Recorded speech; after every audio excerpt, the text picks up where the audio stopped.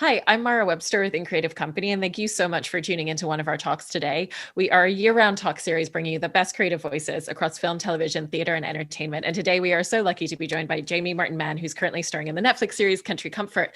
And I wanted to start by jumping back to the audition process because I believe that the notification had said that knowing an instrument was a plus, and you actually went out and spent 3 days learning the guitar. But given that you had such a short amount of time to try and master an entire instrument, what did you really focus on trying to master and trying to learn before you went into that audition? Yeah, so I had to learn how to play the guitar extremely fast. But I met with a really great guitar teacher in my town who kind of helped me go over kind of the basic chord shapes so that once we had those down, we could find a lot of music that kind of fit those chords. And even if a song had a chord that was too hard, we could alter it. So I think that the main thing that we worked on was kind of the fingerings, trying to get my fingers to be as strong as possible so that pressing down on the fretboard wasn't too hard, and learning some of those basic chords so that once you have like four chords down, there's a myriad of songs you can play on the guitar. So that was really helpful. That's so great. And then obviously beyond the performances that you're all doing with each other, there are a lot of ensemble music moments throughout the show. So did the audition process have any sort of chemistry test reads and any moments where you were actually coming together musically as well? Yeah, absolutely. We did have when we showed up in Los Angeles, we had a chemistry read. So we had a bunch of kids that kind of read together, and we all felt the way that we all interacted with each other, which was super fun. And then we all learned one song. So when we flew out, we all knew one. But the problem was is that we kind of all learned different versions of the one song. So we all tried to sing it together and it kind of didn't work, but it ended up being a really kind of funny moment. And I remember Karen was on the other side of the table and she kind of laughed and was like, all right. But it was sweet nonetheless. And we kind of pushed our way through it and we had a really fun time. So yeah, the chemistry read was definitely one of my absolute favorite parts of the audition process. Getting to meet all those other actors was really, really fun. Yeah. And then obviously one of the other elements of the show, with it being set in the South, is the dialect. And so did you do dialect work either individually or even as a group? Because it's important as well for all of you to come in and have exactly the same sound because you all grew up in the same household as characters. Yeah, we had a really awesome dialect teacher on set, and he kind of helped us to unify the sound to try and get it as close as possible to each other. And yeah, going into it, I'd done some Southern accents before, but I realized like there are so many intricacies, and each kind of locale within the Southern world sounds completely different. So yeah, there was a lot of work to be had in terms of dialect, and I hope it's convincing. I am hoping people from the South aren't like, well, but yeah, our dialect coach was fantastic, and he was really helpful in working with the whole family to try and help us sound relatively as similar as possible. And coming into this show for you is your first time working as a series regular on screen, and you've done so much theater work over the years. But did it actually really help you that the first few episodes before production closed down for COVID were filmed in front of a live audience, and so you still had that immediacy and feedback as you were shifting into a new medium?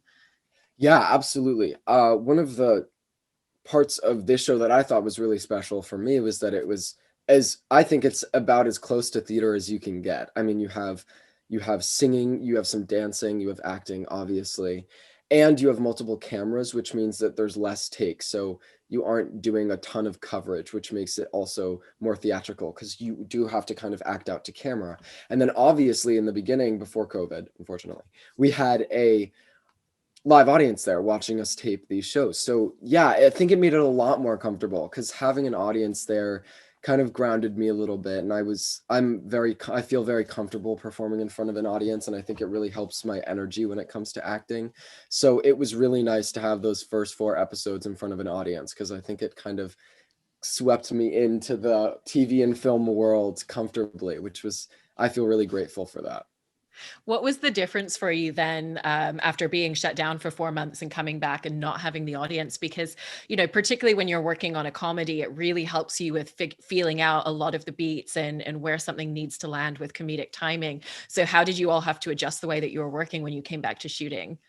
Yeah, well, our crew was fantastic. They were, I mean, besides doing all the work that they were doing behind the scenes, whenever we were rehearsing, they would all like laugh for us. Our director, our writers, they would laugh intentionally so we knew how to pause and when to pause, which I mean, I think is only a testament to the kind of kindness that we had on this show. Everyone was so involved and really wanted to make it as best as it could possibly be. So they literally would laugh in it to the jokes that we were performing and do it over and over and over again. So we got to practice the timing, which I thought was, I mean, so considerate. That's so funny because it's after decades of everybody being told never to make a sound on set. Yeah, yeah. I mean, during blocking rehearsals, that was definitely a huge part of it. Was like, was that funny? I don't know. So it was really nice that they had that they contributed and laughed a little bit. So we kind of knew how we had to read lines and also what the timing was going to be. And was there a difference for you as you were developing this character and figuring out who he was going to be? Because obviously when you work in theater, there's a much more extensive rehearsal process where you're getting to play out the scenes together. In television, everything moves a lot quicker. And you have to make a lot more of those decisions by yourself and not always having the collaboration on set together as much, even though it's still there. So how did that really shift the way that you developed him as a character? Well, I mean, I was really thankful that we had like I had a couple scripts going in. I think I had the fourth episode and the first episode going in. So obviously all the lines and the scenes within there were kind of context clues that I could utilize in order to kind of build my character around that. But one of the really awesome parts about working on the show was working with our showrunner, Karen Lucas, who was so incredibly warm and really took the time to work with us and talk to us about our characters. And I had never developed a character by myself before. So going into this, that was kind of a little bit stressful, just coming up with all the intricacies of a human being, of a real person. And I think working with Karen was such an incredible experience. And in the end, it really worked out because she was so flexible and was so willing to answer any questions that we had. And obviously, a fundamental part for all of these characters is the fact that it's a family who lost their mother a couple of years ago. And so within that, it's interesting because the scripts go into how some of the characters are handling it and dealing with it and processing it still a little bit more than others. And with your character, there's a little bit less of the specific detail, but it's obviously part of the fabric of who he is at the same time. So how did you and Karen really think about the way that Brody's handling it and processing it and how that sits with him all the time still? Well, I think one of the really awesome character traits about Brody is what an amazing brother he is to his siblings. And I think that the way that he processes his mother's passing is by showing up and being an important member of his family and taking care of his siblings. I think that he's kind of mature when it comes to being a parental figure because they haven't had their mom, so it's been their dad kind of trying to take care of the whole family. And I think Brody and Tuck really step in there, and they're both two characters who I think have had a hard time dealing with it, but you don't really see that on screen. And I think that Brody and Tuck definitely come in and they become parental figures because they know that that's what their responsibility is. And I hope that in season 2 we kind of maybe get to see a little bit more of Brody's recovery a little bit earlier before season 1 happened, because I would love to explore that. But I think for me as an actor, the part of his character that had the most to do with getting over his mother's passing was him actively trying to be a good brother to his younger siblings and kind of fulfill that parental role. Yeah. And with Brody and Tuck, obviously, Tuck's the one that's closest in age as well. So they're the closest, but they're also, you know, it's also his sibling that he's the most antagonistic towards and that there's the most combativeness with. And I feel like the two of you play that in a lot of different ways in a very fun way. So how did the two of you figure out all of those mixed dynamics? Because they're ultimately always there for each other at the end of the day, but it might be a little bit of a journey getting there at times. Yeah, I mean, me and Ricardo had such an awesome time working on set, and I think that relationship really was a testament to like the time that we spent off camera. And I mean, I've always loved doing scenes where I'm kind of playing with my siblings rather than kind of another character because you're so comfortable with your siblings that those kind of quarreling moments are, I think, some of our funniest work because we just got to have fun and like, I mean, being mean to your brother on a show is kind of hilarious, because I mean I have three younger siblings, so we'll have those like joking quarrels all the time. And it was really fun to bring that aspect of, like, bring those conversations that I've had in real life. It made it a little easier to bring it onto screen. And of course, when it's on screen, Karen made it so hilarious. So I think those scenes were actually really, really fun to act, because me and Ricardo had known each other well at that point. So doing those scenes was not uncomfortable. We just kind of had fun with it and had a good time. And if you love doing the scenes where they're really at each other's throats, then you probably really enjoyed the episode where Brody hasn't been talking to Tuck for several weeks because he's really mad at him about, something pretty deep for him. And so how did the two of you really think about the foundation of their relationship at that point and how far you wanted to take it? Yeah, Brody's a little petty when it comes to girls. He was pretty angry with Tuck at that point. And we just had, we would run the scenes in Ricardo's dressing room, and I think that we both kind of knew each other and knew our characters so well that we kind of understood that sort of sarcasm that comes with being petty. I had a lot of fun kind of coming up with little mannerisms that Brody did, where he was just like angry with Tuck, or being a little bratty. I don't know, stuff like that, where it was just kind of little funny little things that I put in there to those scenes to make it seem real and like they were actually mad at each other. And again, like we just had fun with those scenes. It was fun to kind of come up with the mannerisms that we were going to do, and those interactions are kind of hilarious. So we had a lot of fun working on those scenes, and I mean filming them on set. It was just a lot of fun, and it was kind of fun playing bringing out that petty side of Brody, because it's just a little angsty, and I thought it came out pretty well. And Brody also comes across as someone who's very sensitive and very attuned to his emotions. And he doesn't just move past something the moment that it happens, the way that Tuck does as well. So when you're playing a lot of scenes, are you often thinking about what are the emotions that are going to continue to sit with him even after this moment has ended because of that? Yeah, absolutely. Brody is definitely, I think that a lot of the troubles that he has, especially with girls, those different conversations that he has, contributes a lot to the kind of self-consciousness that he carries. And I think that self-consciousness is definitely a big part of his personality, because he is always with Tuck, and Tuck's so good with girls, and he just kind of wishes he could be like that. So I think that when he's in scenes, that's definitely kind of a part of him. Even in kind of family conversation, he's not super abrasive. He's not prone to really piping into conversations and being super adamant about whenever there are like smaller quarrels. I don't think he's usually in the middle of those.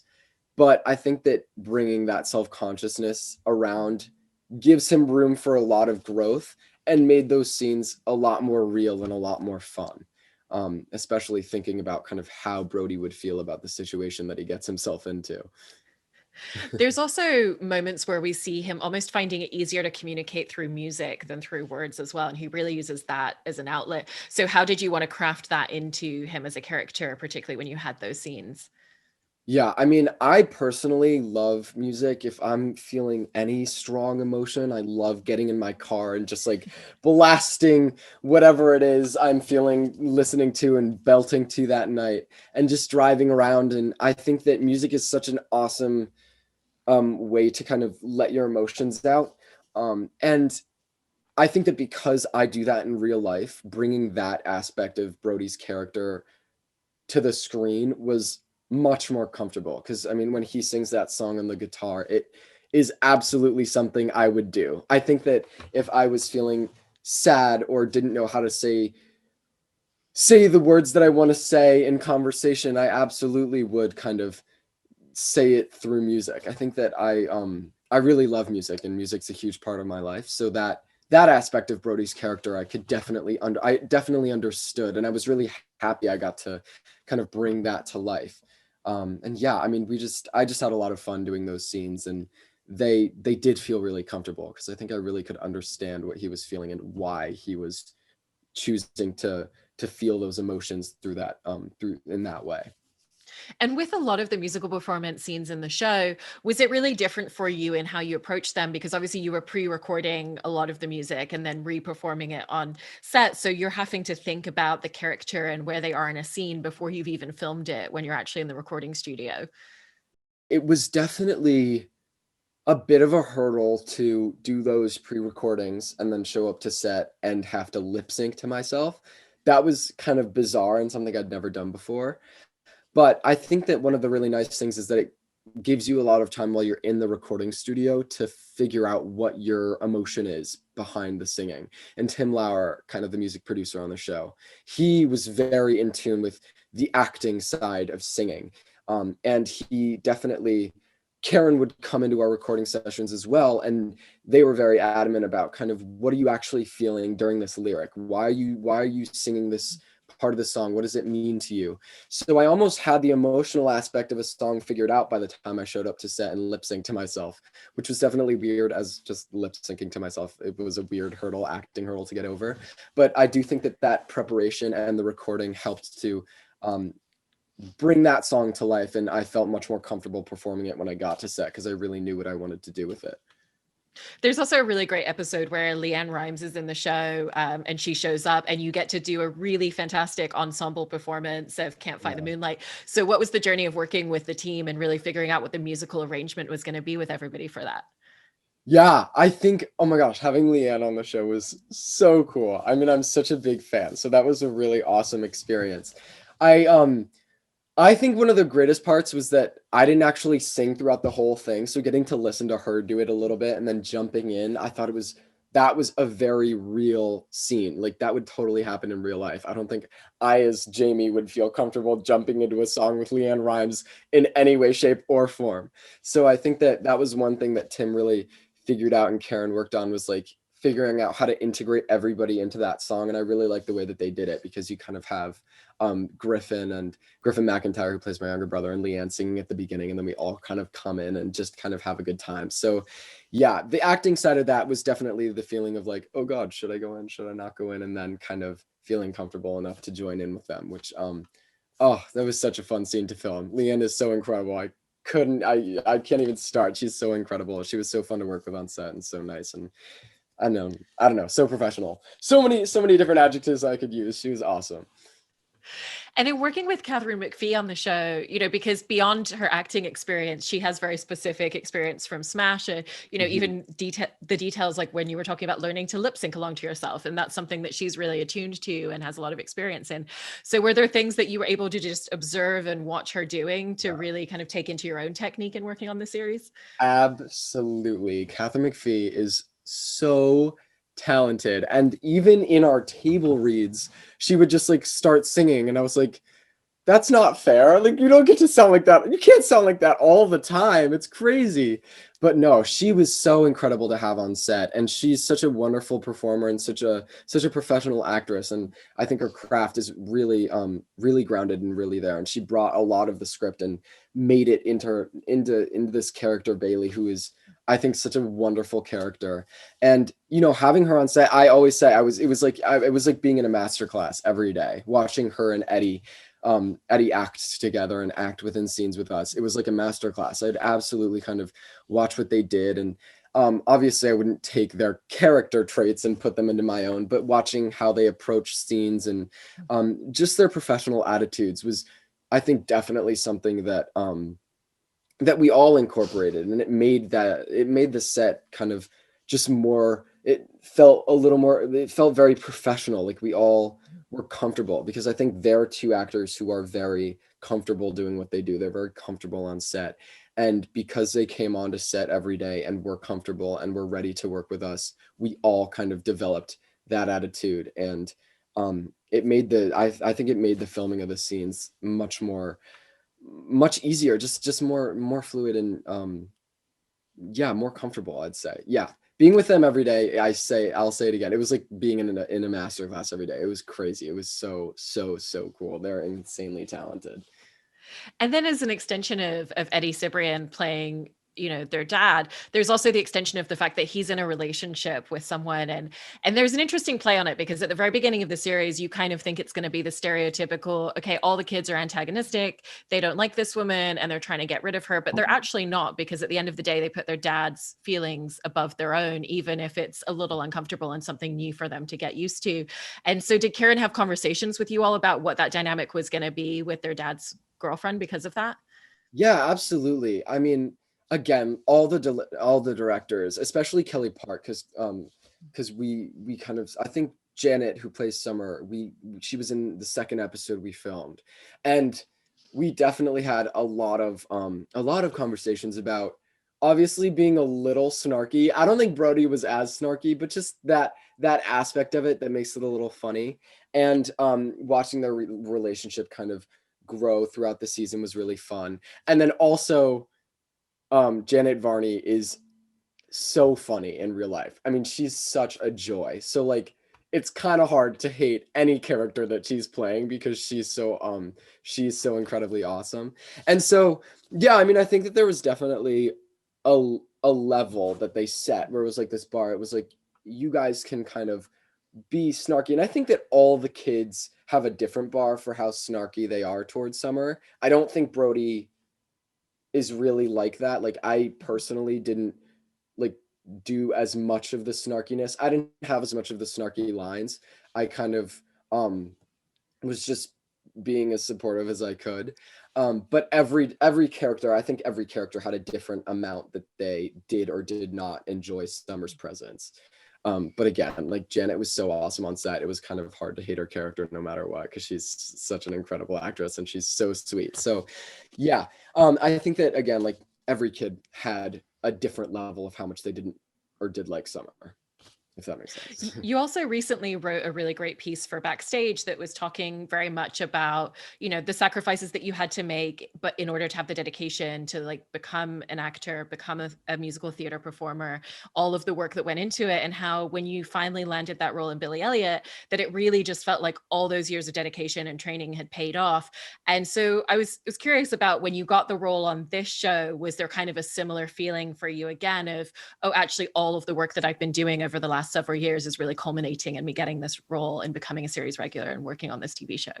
Absolutely. I mean, again, there is singing, there's acting, there's dancing in the show. So the fact that I got to do all three was so incredible, and it felt very like all the work that I'd done, I could kind of include in the work that I was putting into this show as well, which was really special. I mean, obviously walking onto a soundstage, which I never had really been on a soundstage before. Sorry, there's a bus passing by. Walking onto a soundstage was so mesmerizing because it's just like a giant warehouse, and the set was built and it looked like the real interior of a house, and it was, I mean, I had to like pinch myself. It was crazy. And yeah, I think absolutely it felt like a fair bit of culmination. I hope that it's not the zenith. I would like to keep rising, but it was such an incredible, I mean, feeling to walk into that studio and look around and be like, whoa, this is nothing I've ever experienced before.